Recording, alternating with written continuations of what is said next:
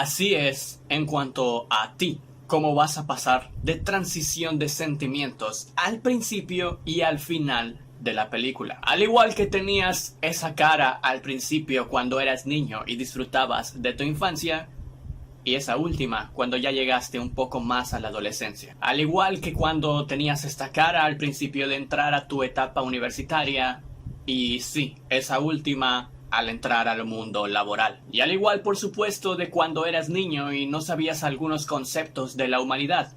Y al saberlos te acercabas más a esas emociones porque conocías el mundo real. Hablamos de estas transiciones en nuestras vidas como humanos porque es literalmente y lamentablemente lo que nos va a pasar. Pero esta vez con una visión diferente depositada en la muñeca más famosa de todo el planeta. Ya que sí, seguramente ya lo sabes, pero ¿por qué? ¿Por qué esta Barbie es tan diferente y puede ser precisamente aquello que no te esperes? Pues bienvenidos cinéfilos, cinéfilo y gamer a una nueva opinión, reseña, crítica más, porque hoy hablamos, claro que sí, de Barbie.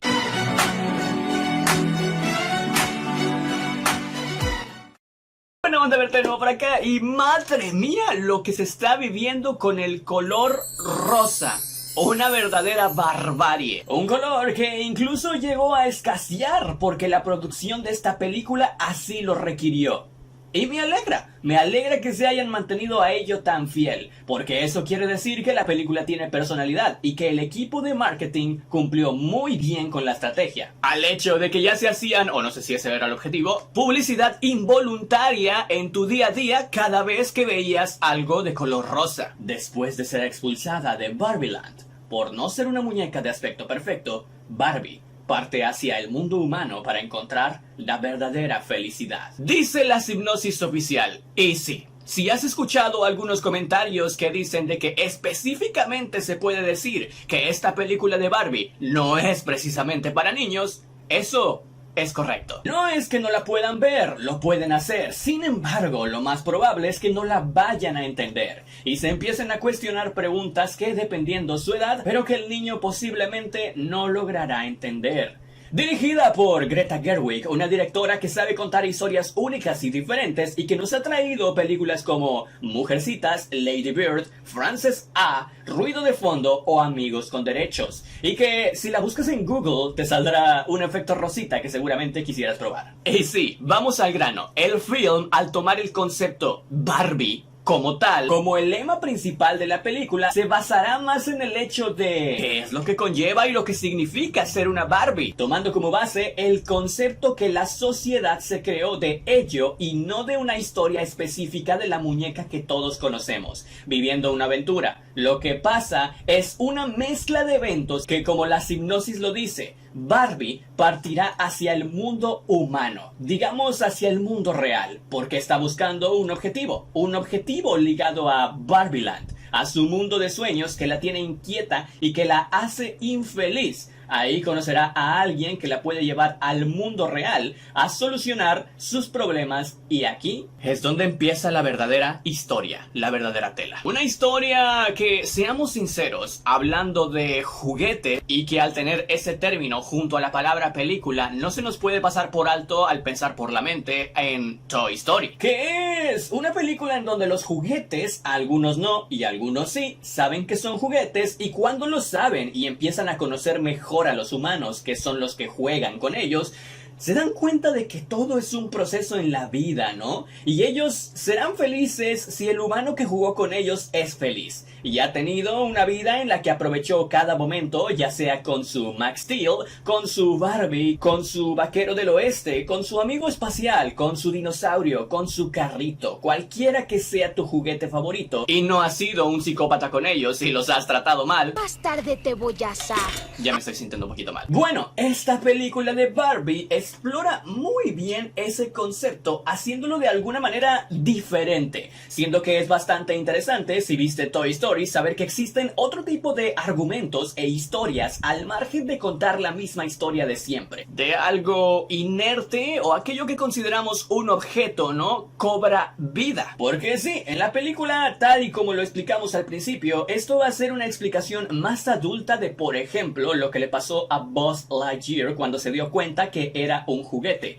Y de esos pensamientos, dudas existenciales que carcomen por dentro a alguien que es nuevo en el mundo real, alguien que se pregunta ¿por qué diantres, carajos, rayos y centellas los humanos son así? ¿Y por qué tratan tan diferente en algunos aspectos a personas de un género respecto con otra? Y en esta comedia, drama, así es como está calificada, nos dejarán desde un principio claras sus intenciones. Y ojo, cuando están claras y es una comedia como tal, si el espectador ya está predispuesto y la película así lo plantea, no importa qué tanta rienda suelta se van a dar con esto, porque sí, va a ser uno de los temas más comentados, como siempre, con el tema que se va a hablar por aquí y por acullá, que es el tema del feminismo dentro de la película.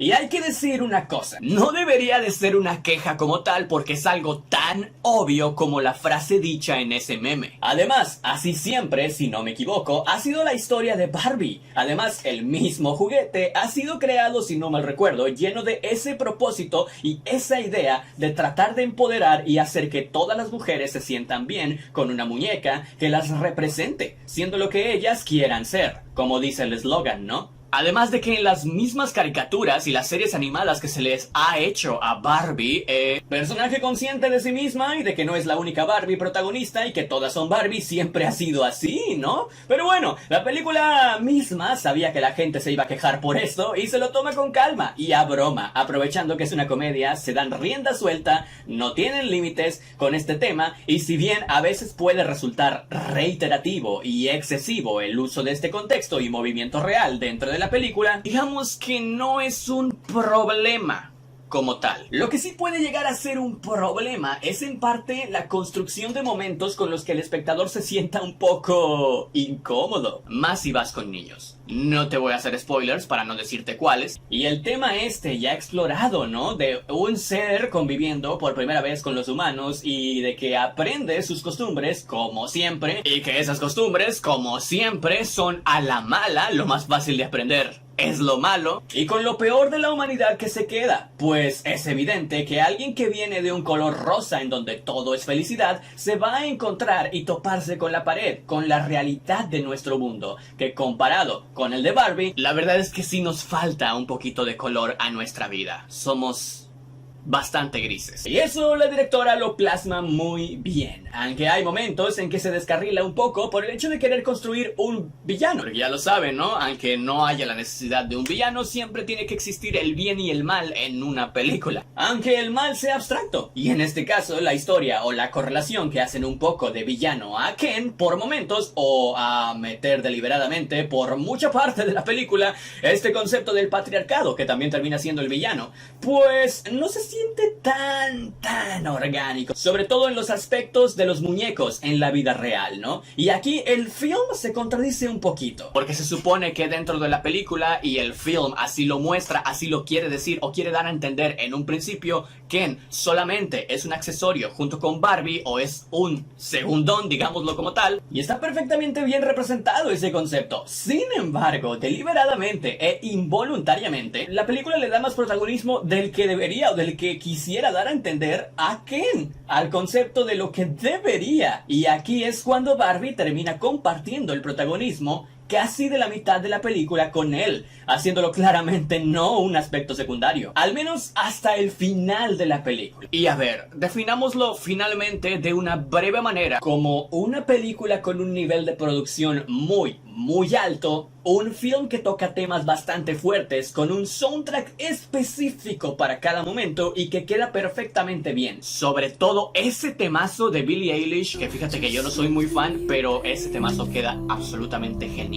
con una escena en particular que hasta muchos no me sorprendería que pueda hacer llorar, ¿eh? Es una crítica a la sociedad actual que hay que aceptarlo, aunque nos duela. Así como Barbie. Obviamente, nosotros mejor que nadie sabemos que somos imperfectos. Y a través de metáforas y parodias a la lucha de géneros, sí, quizás lleve el tema del feminismo un poco al límite, pero que se apega a su aspecto de la comedia para defenderse, dejándonos un mensaje reflexivo sobre qué es lo que queremos ser en el mundo real y sobre una búsqueda de su propia personalidad, de su verdadero verdadera razón de existir, hablando de la Barbie, claro está, a la que interpreta Margot Robbie. Y que a pesar de tener ligeros tropezones, el final realmente es bastante reflexivo, sobre todo si te sentiste bastante inmerso en el tema principal de la película y su mensaje en este hecho de crecer y despegarte de la infancia, en donde Barbie lo era todo para ti, hasta que el mundo real te dio una patada en él.